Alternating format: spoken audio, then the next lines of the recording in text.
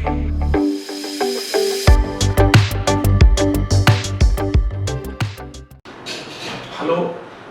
Dear students, welcome to Rouse IAS Dehradun. आप एमएम साहिल के साथ भारतीय अर्थव्यवस्था का अध्ययन कर रहे हैं।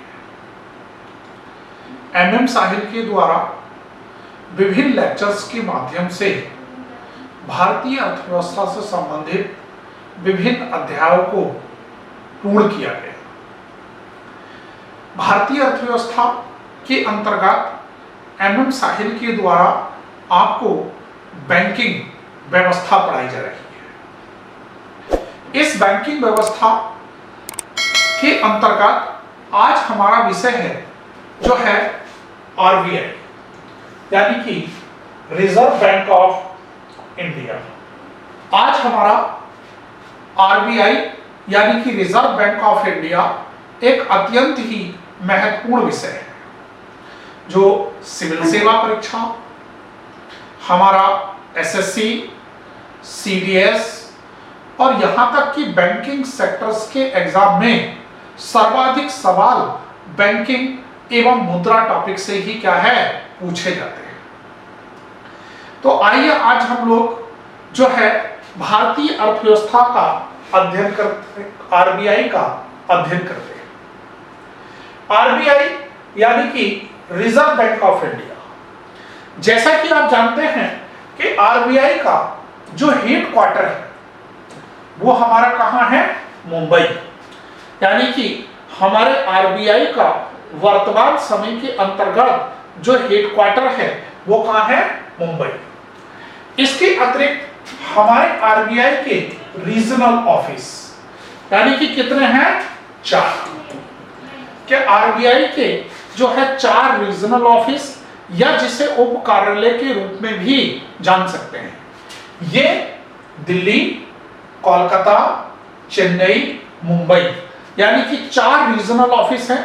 दिल्ली के अंतर्गत, कोलकाता के अंतर्गत, हमारा जो है बॉम्बे के अंतर्गत। आरबीआई जो है एक वैधानिक संस्था है जिसकी स्थापना संसदीय अधिनियम द्वारा की गई। यानी कि इसकी आवश्यकता क्यों पड़ी?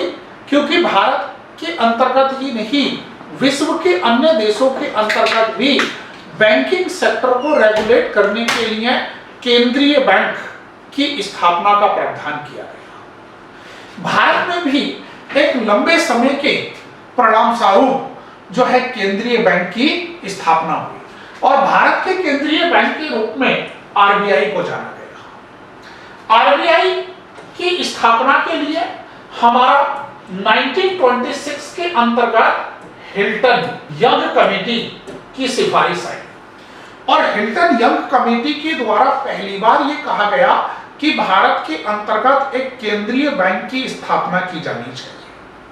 लेकिन भारत के राजनीतिक उथल-पुथल के कारण साइमन कमीशन के द्वारा इसकी रिपोर्ट को जो है रिजेक्ट कर दिया गया। उसके उपरांत 1930 के अंतर्गत केंद्रीय बैंकिंग जांच समिति आई। कौन सा? हमारा केंद्रीय बैंकिंग जांच समिति। अब ये जो केंद्रीय बैंक जांच समिति आई 1930 के अंतर्गत, इसी की सिफारिशों के आधार पर रिजर्व बैंक ऑफ इंडिया अधिनियम 1934 पारित किया गया। यानी कौन सा था कि हमारी ब्रिटिश संसद के द्वारा जो है reserve bank of India act 1934 पास कर दिया गया, जिसकी स्थापना भारत सरकार अधिनियम 1935 के अधीन मानी गई।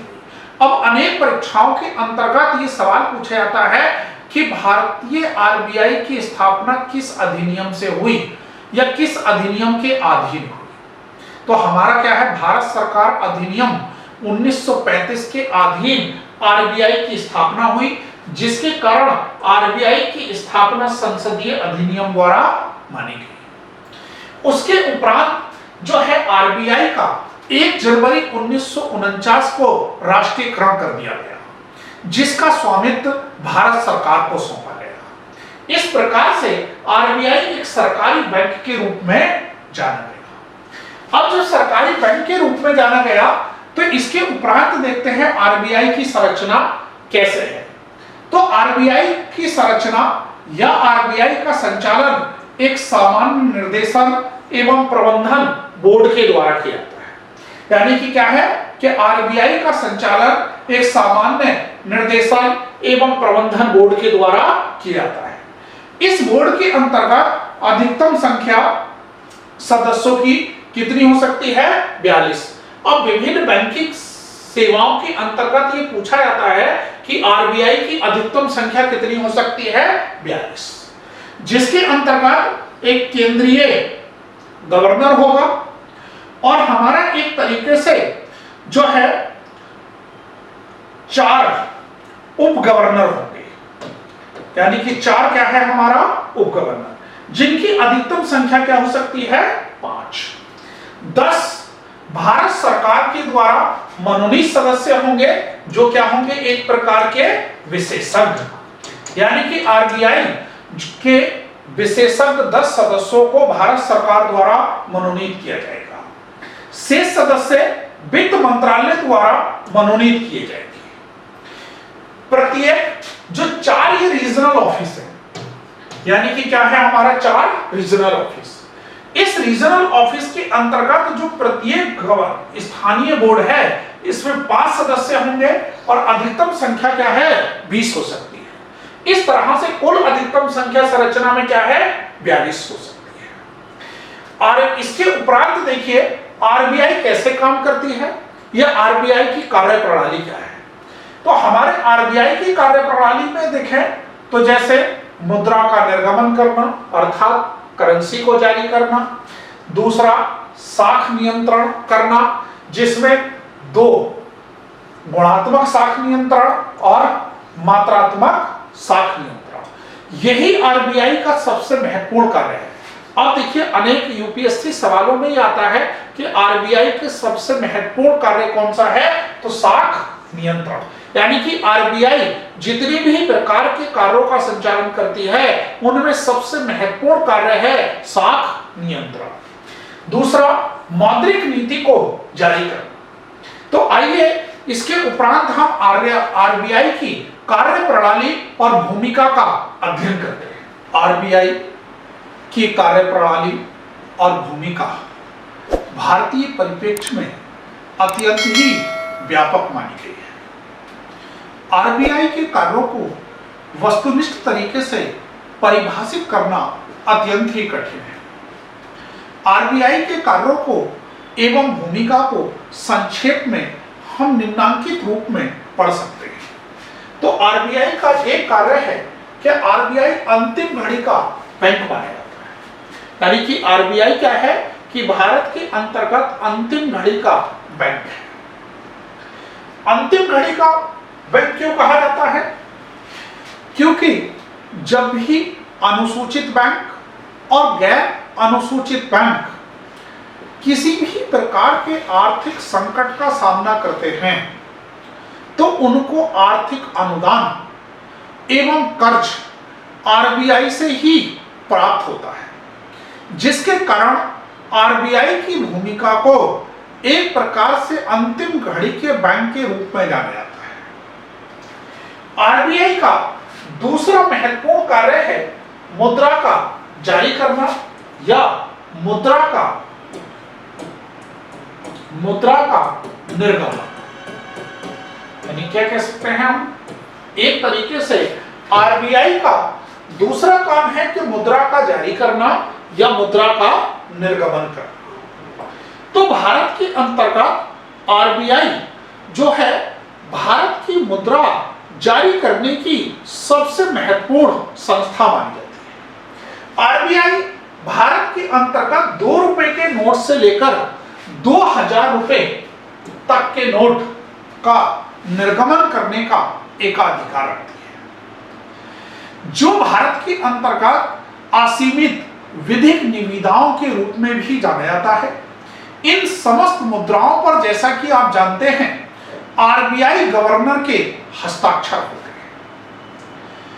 जब आरबीआई गवर्नर के हस्ताक्षर होते हैं तो आरबीआई के द्वारा इस मुद्रा के निर्गमन के लिए जो है अनुपातिक कोष प्रणाली का आधार माना जाता था। लेकिन 1 अक्टूबर 1957 को आरबीआई ने मुद्रा निर्गमन अधिनियम के अंतर्गत संशोधन किया और संशोधन करते हुए 1 अक्टूबर 1957 से अनुपातिक कोष प्रणाली के स्थान पर न्यूनतम कोष प्रणाली को अपनाया।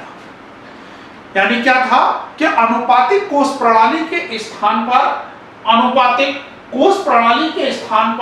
न्यूनतम कोष प्रणाली को अपनाया गया, जिसमें आरबीआई के पास सोना और विदेशी मुद्रा की कुल राशि 200 करोड़ रुपए होनी चाहिए, जिसमें 185 करोड़ का सोना और जिसमें 115 करोड़ का सोना और 85 करोड़ का विदेशी जो है मुद्रा का होना अनिवार्य है।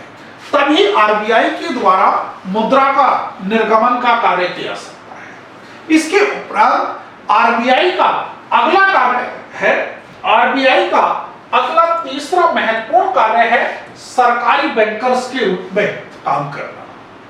यानी कि जो हमारी एक प्रकार से आरबीआई है उसे केंद्र सरकार एवं राज्य सरकार का बैंकर कहा जाता है। क्यों? क्योंकि आरबीआई के द्वारा भारत सरकार और राज्य सरकारों को आर्थिक और वित्तीय सहायता एवं परामर्श भी प्रदान करता है और भारत सरकार को आर्थिक ऋण भी प्रदान किया जाता है, जिसके कारण से एक तरीके से वित्तीय सलाहकार और ऋण प्रदान करने की संस्था होने के कारण सरकारी बैंकर्स के रूप में जाना गया। दूसरा एक अन्य महत्वपूर्ण कार्य है आरबीआई का विदेशी मुद्रा का संरक्षण। यानी कि आरबीआई विदेशी ऋण और सरकारी बैंकों को प्राप्त अन्य विदेशी प्राप्तियां आरबीआई के पास सुरक्षित है और आरबीआई विदेशी मुद्राओं का विनिमय का कार्य भी करता है और समस्त विदेशी मुद्राएं आरबीआई के पास ही सुरक्षित रहती है। आरबीआई का एक अन्य कार्य है हमारा पर्यवेक्षक के रूप में। यानी कि आरबीआई भारत सरकार का एक केंद्रीय बैंक है और आरबीआई भारत सरकार का केंद्रीय बैंक होने के कारण आरबीआई को भारत के अंतर्गत जितनी भी बैंकिंग व्यवस्था है उस समस्त व्यवस्था को रेगुलेट करने का दायित्व आरबीआई के पास है। यानी कि आरबीआई द्वारा जारी आदेश और निर्देश समस्त जो है बैंकिंग व्यवस्था पर लागू होते हैं। दूसरा, आरबीआई को एक तरीके से बैंकों के लिए नियम कानून निर्धारित करने, बैंकों की कार्य प्रणाली को निर्धारित करने का एकाधिकार भी प्राप्त है। दूसरा, व्यावसायिक बैंकों को लाइसेंस भी प्रदान करता है, व्यावसायिक बैंकों के लाइसेंस का रद्दीकरण का कार्य भी कर सकता है और कहां पर शाखाओं को मर्ज करना है या किसी नई शाखा को खोलना है तो आरबीआई की अनुमति अनिवार्य मानी जाती है। आरबीआई के द्वारा जितनी भी प्रकार की महत्वपूर्ण भूमिकाओं का निर्वहन किया जाता है और जितनी भी प्रकार की कार्य प्रणालियां हैं उनमें सबसे महत्वपूर्ण कार्य है आरबीआई का साख नियंत्रण या साख का विनियमन करना। इस साख नियंत्रण के अंतर्गत आरबीआई दो प्रकार के उपायों को अपनाता है। एक हमारा गुणात्मक उपाय और दूसरा हमारा मात्रात्मक उपाय। अब गुणात्मक उपाय के अंतर्गत आरबीआई क्या है? बैंक दर। क्या है? बैंक दर। दूसरा, नगद आरक्षण अनुपात सीआरआर, संविधिक तरलता अनुपात एसएलआर, रेपो दर और रिवर्स रेपो दर जैसी प्रक्रियाओं को अपनाता है।